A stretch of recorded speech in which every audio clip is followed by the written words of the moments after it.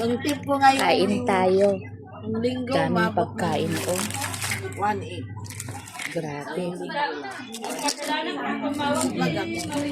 Hindi ka lang magastos, ang sahod mo, di mo rin. Libre ito. Kasi minsan yung mga hindi lang bibigay Sa, ng- sa atin sa Pinas, walang ganito. Mabibili mo lahat. Sabi niya, Libre to.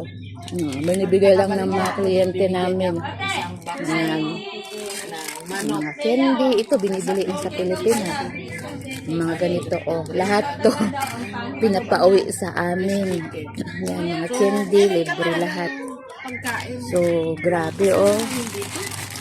Kainin natin tong lahat. Imagine mo yung mga bahay nila. Ang lalaki ng mga bahay nila kasi ang sahod dito.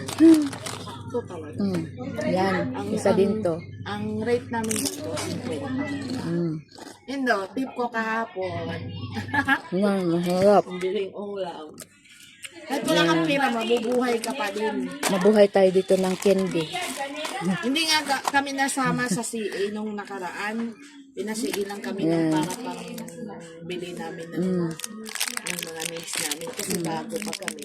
Kinaltas dito sa sa kwarto.